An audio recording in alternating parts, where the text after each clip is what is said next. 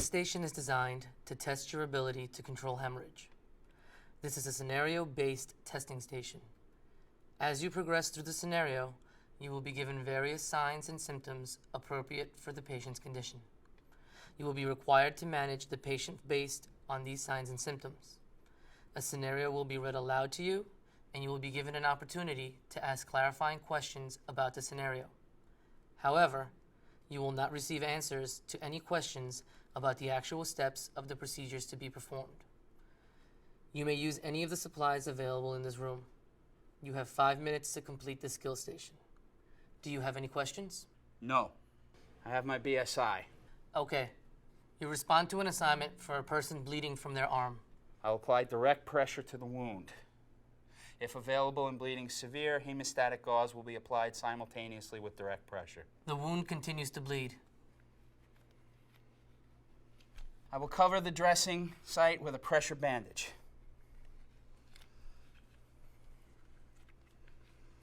Going to rotate the bandage to apply extra pressure.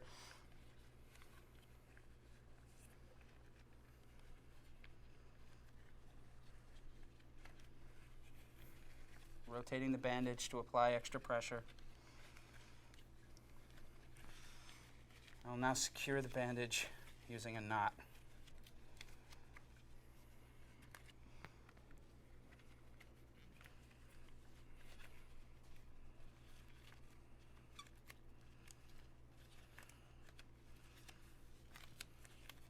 The wound still continues to bleed.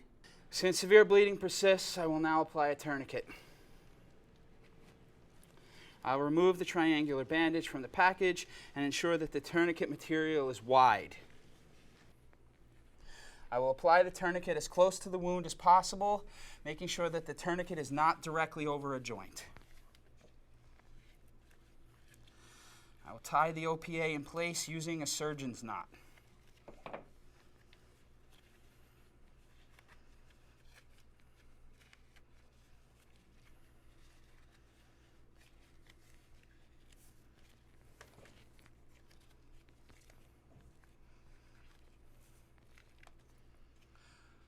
I will rotate the OPA until the tourniquet has been tightened enough to stop bleeding.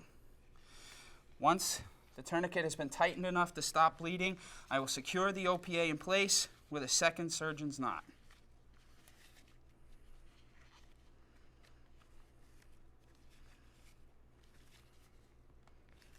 The bleeding is controlled, but the patient is showing signs and symptoms indicative of hypoperfusion. I will lie the patient on the floor, raise their legs 8 to 12 inches, and cover the patient with a blanket to prevent heat loss. I will also apply oxygen via a non-rebreather mask with a liter flow of at least 12 liters per minute. If you have a commercial tourniquet available, wrap the tourniquet around the patient's arm, secure as tight as possible with the Velcro. Once the Velcro has been doubled back into place, use the tightening rod to rotate the tourniquet until bleeding control has been achieved. Take the rod into the clip and then secure the rod into the clip with the strap on the device. The following are the critical criteria for bleeding control, shock management. The candidate must take or verbalize body substance isolation precautions.